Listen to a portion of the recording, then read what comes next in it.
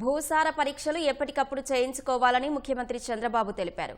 Soil టెస్ట్ల బట్టి ఏమేమి ఎరువులు వేయాలో తెలుసుకుని వేస్తే పంట దిగుబడి బాగుంటుందని సూచించారు. అనకాపల్లి జిల్లా కసింకోటలో పారిశుద్ధ్య కార్మికులు రైతులతో మాట్లాడిన సీఎం పలు సూచనలు చేశారు. అనకాపల్లి జిల్లా కసింకోటలో శనివారం నిర్వహించిన స్వర్ణాంధ్ర స్వచ్ఛాంధ్ర కార్యక్రమంలో పాల్గొన్న సీఎం అనంతరం పారిశుద్ధ్య కార్మికులతో కాసేపు ముచ్చటించారు. చెత్త సేకరణ గురించి వివరాలు అడిగి తెలుసుకున్నారు.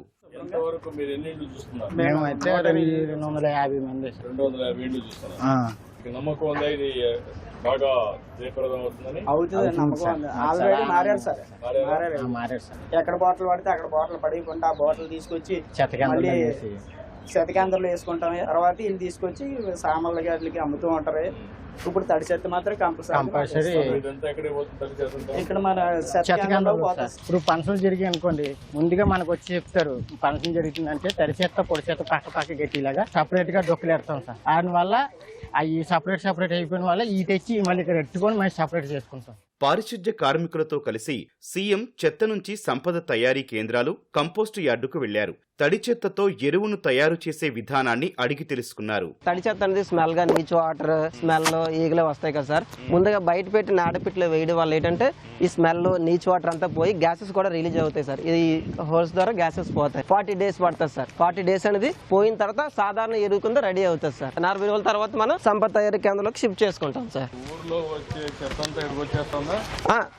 ఇప్పుడే మొత్తం అంతా సేకరించగలుగుతుంది సార్. మొత్తం అంతా చెత్త అంతా సార్. ఇడ్లీ వర్మీ పిట్స్ అంటారు సార్. కొబ్బరి బొరుచులు చెప్పులు ఉంటాయి కదా సార్. ఆ ఎండిపోయిన కొబ్బరి చెప్పులు ఇలా బెడ్డింగ్ రెడీ చేసుకోవాలి. రెడీ చేసుకున్న తర్వాత ఆ 40 days తర్వాత మనకి అవసరమైన ఎంత అవసరమైతే అంత సాధారణ ఎరువుని ఇలా దీంట్లోకి తీసుకుంటాం సార్. ఈ పిట్లో ఒక లేయర్ టు లేయర్ వామ్స్ వదులుతాం సార్.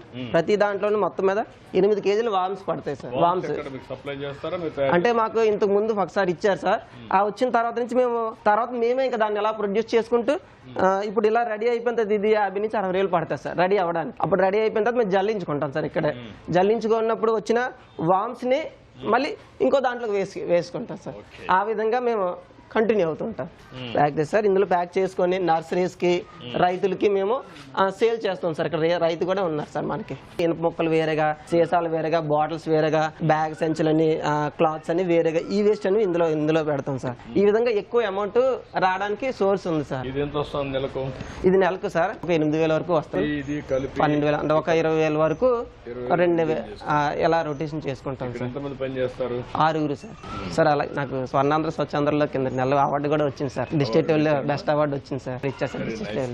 వ్యర్థాలను ఎరువుగా తయారు చేసి పంటలకు వినియోగిస్తున్న రైతుతో మాట్లాడిన సీఎం ఎప్పటికప్పుడు భూసార పరీక్షలు చేయించుకోవాలని సూచించారు. నేను స్వీట్ కార్న్, వంకాయ, టమాటా, ఆ తర్వాత బీర 3 ఎడతాను సార్. భూమిని ఫుల్గా దున్నేసి ఆవు పేడ ఉంటుంది, గీత పేడ పట్టుకెళ్ళి ఫుల్గా గట్టం వేసేస్తాం. మొక్క వేసిన 20 రోజుల తర్వాత వర్మి కంపోస్ట్ ఎట్టుకెళ్తాం సార్. ఎకరాకి 300 kg ఎట్టుకెళ్తాం సార్.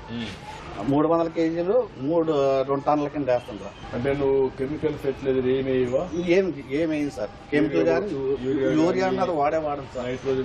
ఏవి ఇదే వాడతాం, ఇదే ఎక్కువ వాడతారు. భూసార పరీక్ష ఎన్ని రోజులకు ఒకసారి చేస్తాను. సాయిల్ టెస్టింగ్ చేయలేదు సార్. ఒకవేళ నేను సాయిల్ టెస్టింగ్ కూడా చేసి ఏమి వేయాలో నీకు గైడ్ చేస్తే దాన్ని బట్టి నువ్వు కానీ ఇది వేస్తూనే కొంత ఫాస్ఫర్ వేయాలా, జింక్ వేయాలా, అవి కూడా వేస్తే ఇంకా పంట బాగు. చెత్త నుంచి విద్యుత్ తయారు చేస్తున్న ప్లాంట్ నిర్వాహకుడితో మాట్లాడి వివరాలు అడిగి తెలుసుకున్నారు.